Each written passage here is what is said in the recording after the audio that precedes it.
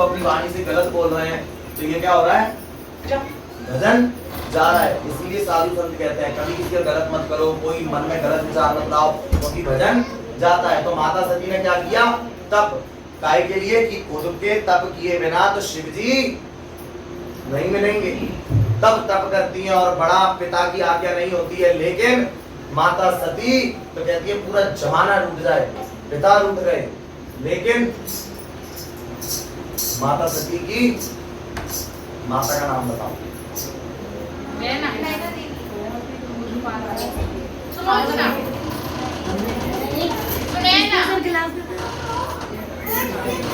चलो ये रहा होमवर्क। अब मैं अगली बार किसी के भी यहाँ पर आया तो अगली बार यही पूछूंगा माता सती की, और गूगल मत करना। हाँ गूगल करोगे तो चीटिंग होगा, ठीक है। तो ये रहा होमवर्क। तो माता सती की माता ही थोड़ी राजी होती है, बाकी सारी बहनें वगैरह कोई राजी नहीं होता। फिर भी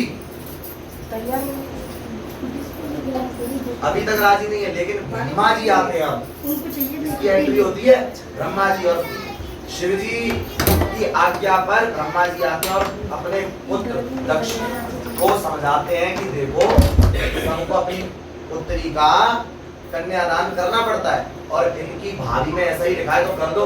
तब दक्ष प्रजापति खूब खुश होकर के माता सती का विवाह करते हैं, खुश होकर के। लेकिन एक सभा होती है जिसमें दक्ष प्रजापति अभी आए नहीं है, सब लोग उनका वेट कर रहे हैं, और महादेव उनको थोड़ा भी समय मिलता है ना वो राम राम राम राम राम राम राम राम रटने लग जाते हैं। वैष्णवों के अनुसार राम राम रटते हैं, और शाक्तों के अनुसार क्या रखते हैं, जगदम्बा का कृष्ण काली का नाम।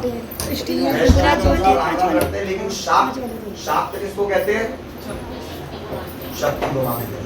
जैसे हम कौन है, शाक्त। कोई विष्णु जी को मानता है वो कौन है, वैष्णव। कोई शिव जी को मानता है वो कौन है, शैव।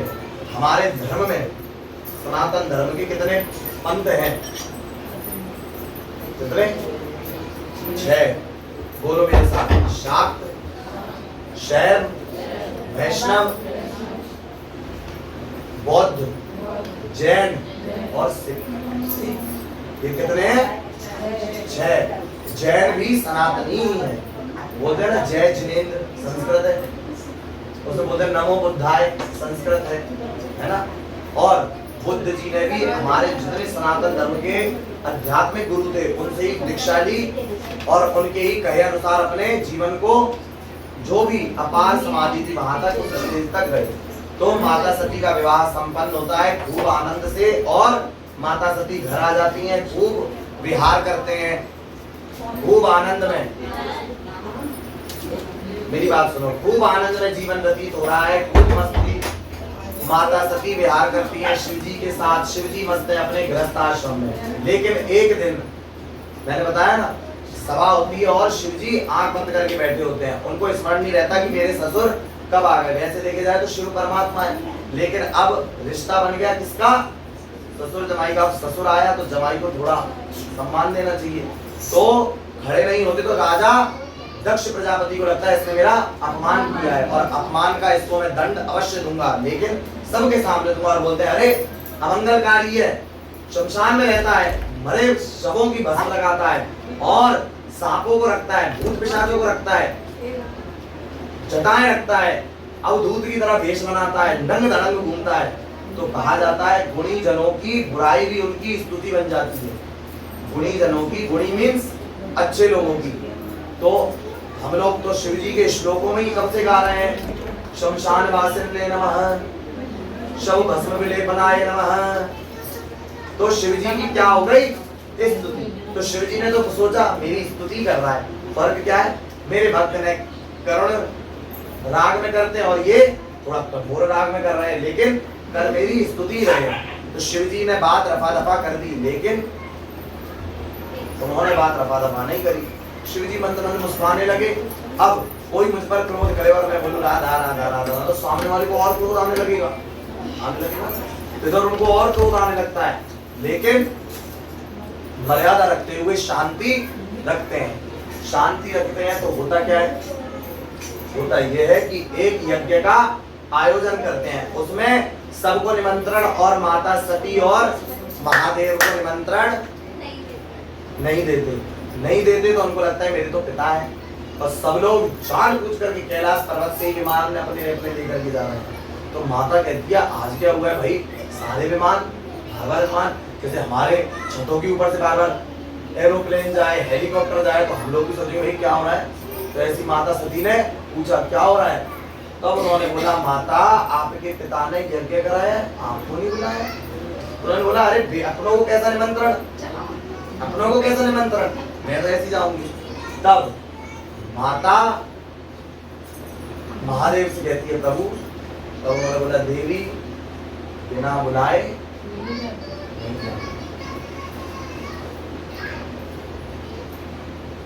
रामचरितमानस में भी आता है के घर ना जाइए हमें कंचन वर्षे में, जहाँ कोई निमंत्रण नहीं है वहां नहीं जाना चाहिए। तो माता सती नहीं मानती और शिव जी थोड़ी टेढ़ी आंख करते हैं। तो देवी भागवत के अनुसार, तांत्रिक ग्रंथों के अनुसार, तंत्र सबको पता है, आगम किसे कहते हैं,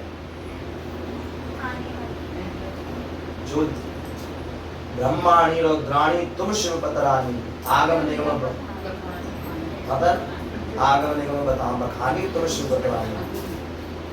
तो आगम मीन्स तंत्र शास्त्र, जैसे रुद्रयामल तंत्र, जितने भी तंत्र शास्त्र है वो कौन होते हैं, आगम। और निगम यानी वेद, वेद कितने नाम,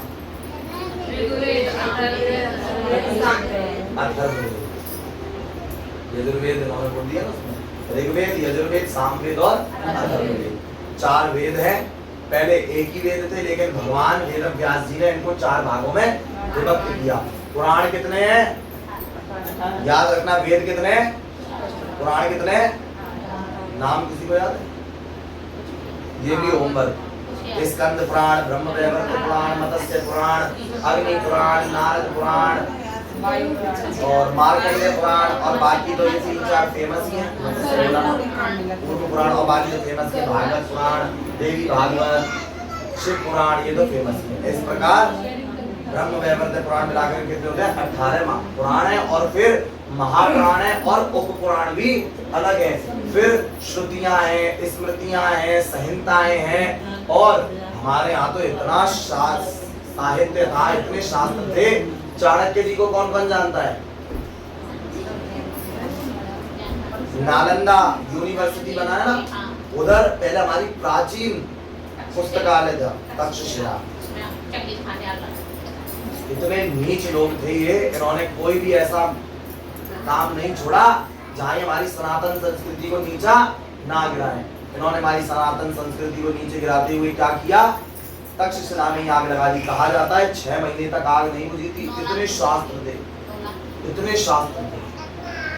तब हमारा तो धर्म शुरू से ही संपन्न रहा है, लेकिन अब हम लोग बोलते हैं अरे हमारा किसने क्या बिगाड़ा, बिगाड़ तो गए, हमारे इतने शास्त्र जल तो गए।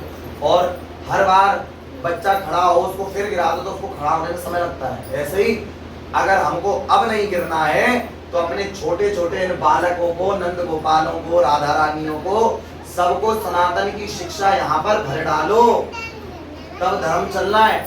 वरना कश्मीर फाइल किस किसने देखी, 90-20 देखी किसी ने, उसमें 90-20 वाली एक्टर है ना, क्या नाम है उनका, नहीं विपाशा नहीं। तो मतलब अगर हम उसमें आए सारांश में, अगर आप स्टोरी में जाओ तो उसमें देखते हो ना कि हिंदू लड़की होती है हॉस्टल रूम, ऑनलाइन लड़की कैसे उनको करती है, तुम्हारे कृष्ण जी तो रेपिस्ट थे, इतना बड़ा शब्द बोल देती है, क्यों, और वो लड़की सुन लेती है, क्या कारण होता है, क्योंकि उसको अपने धर्म के बारे में नॉलेज नहीं थी, लैक ऑफ नॉलेज थी। इसीलिए अपने बच्चों को धर्म का ज्ञान दो, धर्म का ज्ञान दो। अगर नहीं दोगे तो आज हम उनको खड़ा तो कर रहे हैं, लेकिन ऐसा खड़ा कर रहे हैं कि नींव कमजोर है, ऐसा मकान बना रहे हैं कि नींव कमजोर है, कभी भी गिर सकता है।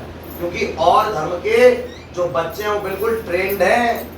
देखते हो ना कांवड़ यात्राओं में छतों पर पत्थर तैयार रहते हैं, घरों में तलवारें तैयार रहती हैं, और हमारे यहाँ डंडे तक नहीं निकलते। हमारे यहाँ सिखाया गया है अहिंसा ही परमो धर्म, सिखाया गया है। लेकिन इस ये आधा श्लोक है, इसके पीछे भी है, पूरा पता है किसी को? अहिंसा ही परमो धर्म, धर्म हिंसा तथैव च, यानी अहिंसा के साथ अहिंसक ही बने रहो। लेकिन अगर कोई धर्म की हिंसा करता है तो तुरंत उसकी हिंसा कर दो। धर्मो रक्षति रक्षिता, जो धर्म की रक्षा करता है उसको धर्म उसकी रक्षा करता है। धर्मो भक्षति भक्षिता, जो धर्म का भक्षण करता है एक समय आने पर धर्म भी उसका भक्षण कर लेता। शिवाजी महाराज को कौन कौन जानते हैं? सब जानते हैं। छत्रपति शिवाजी महाराज की आता ना जय भवानी जय शिवाजी। तो शिवाजी ने बहुत आतंक देखा कि अरे सब मुसलमान आए हुए हैं, सब आतंक कर रहे हैं, लेकिन कोई भी आवाज नहीं उठाता था। शिवाजी ने आवाज उठाई, देवी की तपस्या करी। तब जब देवी प्रकट हुई तो शिवाजी ने पूछा, माता आपकी मूर्तियां तोड़ी जा रही हैं, शिवालय तोड़े जा रहे हैं, महाकालेश्वर कौन कौन गया है? सब गए। तो जो ज्योतिर्लिंग है उस पर आपने स्क्रैचेस देखे? कितने स्क्रैचेस हैं ना, कितने निशान है, क्यों है? इन मुगलों ने किया। कहा जाता है अपना मूत्र त्याग तक किया है महाकालेश्वर नाथ पर। क्यों? हिंदुओं की दुर्बलता के कारण। क्यों? क्योंकि उन्होंने अपने बच्चों को सिखाया अहिंसा ही परमो धर्म। गांधी जी सिखा गए, एक गाल पे कोई चाटा मारे तो दूसरा आगे कर दे। हमारी कोई बहन बेटी के साथ कोई गलत करे तो हम उसके आगे 10 बेटियां ले जाएं, क्या ये कहना चाहते थे गांधी जी? तो ये चीज बिल्कुल घोर चीज गलत है। कोई एक चाटा कोई फालतू में मारे तो दूसरा आगे करे। अरे कोई एक हाथ उठाए तो उसका हाथ नहीं तोड़ देना चाहिए। क्यों? अगर गलती है तो झुको, और गलती नहीं है तो उसका हाथ वहीं तोड़ दो। इसीलिए धर्म को जानना बहुत रहस्यात्मकता है। आज से अपने बच्चों को सब धर्म की शिक्षा सिखाएंगे। कौन कौन सिखाएगा? प्रण करो, यहाँ पर हाथ ऊपर करो, कौन कौन सिखाएगा? सब सिखाएंगे, सब साक्षी हैं भगवान के आगे, अग्नि के आगे, आप सब साक्षी हो रहे हैं। ठीक है? अपने बच्चों को, पड़ोसियों के बच्चों को, फ्रेंड सर्कल, और ये आप अपने फ्रेंड सर्कल में, कजन में, सबको सिखाना हमारे राम जी ऐसे, कृष्ण जी ऐसे, सीता जी ऐसी, लक्ष्मण जी ऐसे, राम जी ऐसे, सबको। ठीक है? तो माता सती का प्रसंग होता है। अब आप टीचर हो तो आप तो आपके मैंने शास्त्र पढ़े, मैं तो सिखाती हूं। हाँ सिखाओ, बहुत मैंने सारे शास्त्र पढ़े हैं। बिल्कुल सिखाओ। हाँ बहुत अच्छा काम है। जब बच्चे को शिक्षक सिखाएगा तो बच्चों के अंदर वो चीज ज्यादा जल्दी अंदर आएगी, और उनका कोई फ्रेंड बोलेगा तो और जल्दी आएगी। वो तो होता है घर की मुर्गी दाल बराबर। एक कहावत होती है, घर को जोगी जोग नो, बाहर गांव को सिद्ध। अर्थात पता है घर में सिद्ध जोगी बैठे हैं लेकिन उसको नहीं, और बाहर गांव का ढोंगी आ जाए, अरे महाराज वो है। तो देवी भागवत के अनुसार माता दशमा दिशाएं किसकी गई, कितनी गई गई हैं? 10। प्रचलन में कितनी है? 4। पूरा, पश्चिम, उत्तर, दक्षिण। लेकिन 10 दिशाएं। ईशान कौन, अग्नि कौन, आता है कितनी दिशाएं? 10। तो देवी ने, जब महादेव ने थोड़ा क्रोध किया कि देवी नहीं, तब देवी क्रोध में आती है और अपने 10 स्वरूप प्रकट कर देती है, जिनको आज क्या कहा जाता है? 10 महाविद्या। क्या कहा जाता है? नवरात्रि कितनी आती है?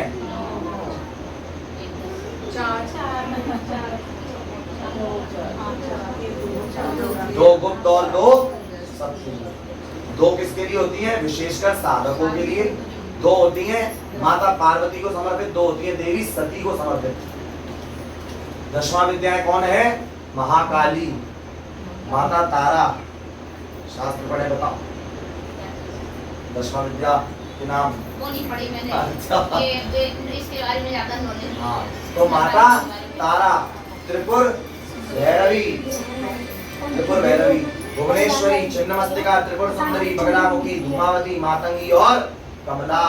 ये कितनी है? 10वां विद्या। ये उग्र देवियां हैं, इनकी विशेषकर तांत्रिक पूजा करते हैं। और माता की अगर जैसे हम पार्वती माता की करते हैं, ऐसे गृहस्थी भी कर सकते हैं, क्योंकि माँ तो माँ है, सबके लिए समान है। ठीक? तो देवी अपना स्वरूप दिखाती है और अंततः माता सती अपने कहाँ चली जाती है? पिता के यहाँ चली जाती है। अब जाती है तो वहां देखती है शिव जी का आसन नहीं है, और मेरा तक आसन नहीं है, कोई सम्मान नहीं, कोई आओ भगत नहीं, बस माता ने किया बेटी आओ। सब सुनती हैं, उनकी अवहेलना होती है, सब सुनती हैं और अंत में मर्यादा रखते हुए कि इस शरीर का पिता है तू, बेटियों पर आगे कलंक ना आए कि एक बेटी ने अपने पिता को ही मार डाला। इसीलिए देवी कहती है कि मैं तुझे इसीलिए छोड़ रही हूँ, लेकिन इस शरीर को नहीं छोड़, क्योंकि ये तुझ दुष्ट पापी का दिया हुआ शरीर है। इसीलिए आज मैं शरीर का ही त्याग करती हूँ। और देवी वहीं अपने पैर के नाखून से अग्नि का आवाहन करती हुई यज्ञ कुंड में अपनी ही आहुति दे देती है। माता सती की जय, सती रानी की जय। देवी समय बीतता है, रानी मैना और राजा हिमाचल के हाथ देवी स्वप्न में आती है और राजा को बताती है, मैं जगत जननी सर्वेश्वरी भगवती आप क्या आऊंगी और अवतार लूंगी, आपको लीला का सुख दूंगी और अंत तो युवान अवस्था में तप करूंगी और आप कोई ऑब्जेक्शन मत करना। याद रखना कि मैं देवी हूँ, पुत्री का भी भान रखना, लेकिन ये भी याद रखना मैं देवी हूँ। तो देवी युवान होती हैं, मैना माता को बहुत सुख देती हैं, पिता को बहुत आनंद होता है। कहा जाता है बेटी सौभाग्यशालियों के साथ वहां होती है, किसके यहाँ होती है? सौभाग्यशालियों के यहाँ। कहा जाता है 10 बेटे बराबर इक्वल टू 1 बेटी, इतना पुण्य मिल जाता है हमको। 10 बेटे होने पर जो पुण्य हमको मिलेगा उतना पुण्य 1 बेटी होने पर मिलता है। क्यों? क्योंकि बेटी कितने कुलों को तारती है और कितनी पीढ़ियों को तारती है?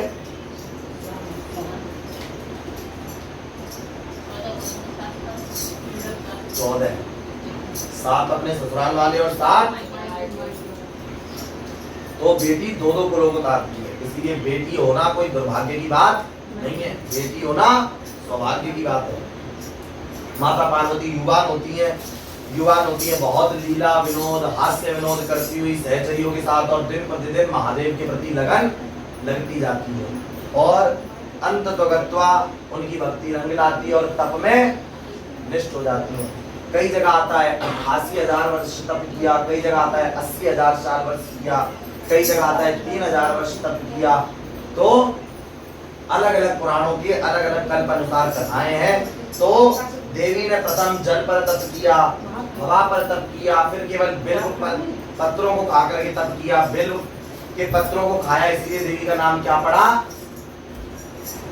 क्या नाम पड़ा बताओ? जी बोला था ना आप सबने शुरू में, अपर्णा। क्या नाम पड़ता है?